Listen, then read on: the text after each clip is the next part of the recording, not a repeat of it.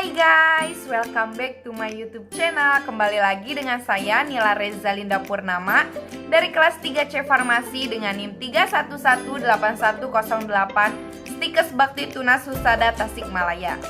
Pada video kali ini saya akan menjelaskan mengenai uji evaluasi granul. Dan video ini saya buat untuk memenuhi salah satu tugas mata kuliah, yaitu Teknologi Formulasi Sediaan Solid, yang ditugaskan oleh Bapak Firman Gustama. Halo Bapak Firman, yaitu selaku dosen pengampunya. Yang pertama saya akan menjelaskan tentang pengertian granulasi. Pengertian granulasi adalah pembentukan partikel-partikel besar dengan mekanisme pengikatan tertentu. Granul dapat diproses lebih lanjut menjadi bentuk sediaan granul terbagi kapsul maupun tablet. Yang selanjutnya yaitu evaluasi granul. Yang pertama ada bobot granul. Alat yang digunakannya yaitu timbangan digital, merupakan alat yang digunakan untuk mengetahui bobot granul. Prinsipnya, timbangan digital tidak sama dengan timbangan manual, karena timbangan itu berguna berdasarkan prinsip teknologi sel muatan, di mana sel beban elektronik mengukur bobot benda pada keadaan tertentu. Sesuai muatan, timbangan ditransfer ke sinyal digital atau elektronik dan kemudian ditunjukkan ke bentuk digital. Cara penggunaan alat tersebut yaitu yang pertama, nyalakan alat timbangan digital. Tekan turn on, simpan kertas perkamen di atas timbangan, tekan tarik, kemudian taburkan granul menggunakan spatel. Yang selanjutnya yaitu uji sifat alir. Alat yang digunakannya yaitu flowability tester, merupakan alat yang berfungsi untuk mengetahui sifat alir granul. Sifat alir granul terdapat dua metode, yaitu yang pertama metode corong dan yang kedua metode sudut istirahat. Prinsip dari metode sudut istirahat yaitu pengukuran sudut yang terbentuk dari lereng tumbuhan granul yang mengalir bebas dari corong terhadap suatu bidang datar. Syaratnya, granul dikatakan memiliki sifat alir yang baik jika untuk 100 gram granul yang diuji mempunyai waktu alir kurang dari 10 detik. Metode ini didasarkan pada kemampuan serbuk untuk jatuh secara bebas melalui lubang berdiameter tertentu. Dengan demikian, indeks sifat alir atau flowability index dinyatakan sebagai diameter atau milimeter terkecil yang dapat dilalui serbuk secara bebas pada pengulangan 3 kali secara berurutan.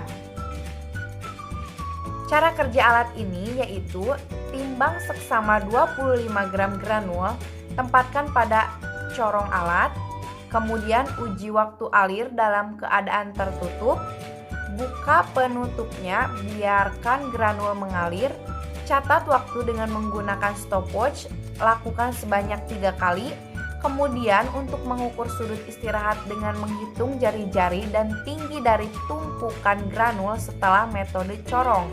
Kemudian masukkan dalam rumus dan didapat alfa yang menentukan kecepatan alir dari suatu granul tersebut. Yang ketiga yaitu uji kompresibilitas.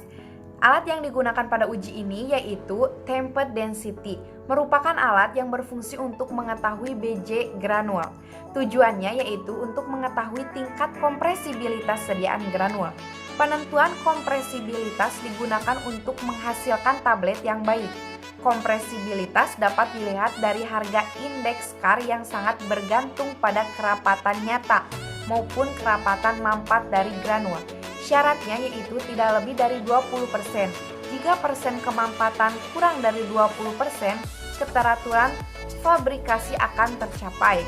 Adapun rumusnya yaitu indeks kompresibilitas Kp sama dengan V0 dikurangi Vn per V0 dikali 100%, di mana Kp adalah persen kompresibilitas, V0 volume awal, Vn adalah volume pada jumlah ketukan. Cara kerja alat ini yaitu timbang 100 gram granul, masukkan ke dalam gelas ukur dan dicatat volumenya, kemudian granul dimampatkan sebanyak 500 kali ketukan dengan alat uji. Catat volume uji sebelum dimampatkan sebagai V0. Volume setelah dimampatkan dengan pengetukan 500 kali sebagai Vn. Yang selanjutnya yaitu uji kelembaban granul. Alat yang digunakannya yaitu moisture balance, merupakan alat yang mengetahui kadar air suatu granul atau uji kelembaban. Tujuannya adalah untuk mengetahui tingkat kelembaban suatu granul. Adapun rumusnya yaitu W0 dikurangi W1 per W0 dikali 100%. Syaratnya kadar air yang terdapat dalam granul tidak boleh melebihi batas yang telah ditentukan yaitu 2%. Jika kadar air melebihi 2%, maka granul akan berjamur dan akan saling menempel satu sama lain.